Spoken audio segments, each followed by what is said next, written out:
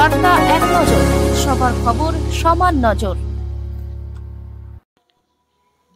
গতকাল সারারাত বাঁশবেড়িয়া কার্তিক পুজোর নিরঞ্জন শোভাযাত্রার পর আজ সকাল থেকে বাঁশবেড়িয়া, শাহগঞ্জ, কেওটা, ঝাপপুকুর এলাকার বিভিন্ন পুজো কমিটি তাদের প্রতিভা বিসর্জন দিচ্ছেন বিভিন্ন গঙ্গার ঘাটে।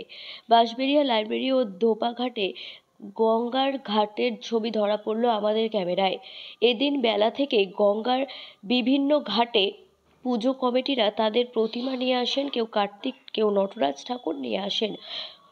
আবার একটা বছরের অপেক্ষা, তবে বিসর্জনের পর অনেকের মন খারাপ, অর্থাৎ ক্লান্ত হয়ে যায়। কেন আবার একটা বছরের অপেক্ষা? আজ থেকে আবার আগামী বছর পুজোর প্রস্তুতি শুরু করে দিলে বেশ কিছুটা পুজো কমিটি কি বললেন এক পুজো কমিটির সদস্য, শুনবো। হ্যাঁ, প্রতিমা তো বিসর্জন দিয়ে দিলেন, কতটা খারাপ লাগছে?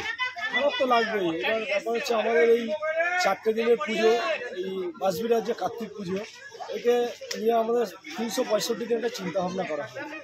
এবার তার মধ্যে তো ধরে রাখুন, এই কালকে আমাদের নিরঞ্জন শোভাযাত্রা একটা বিরাট ব্যাপার থাকে, সেইটা হয়ে গেল।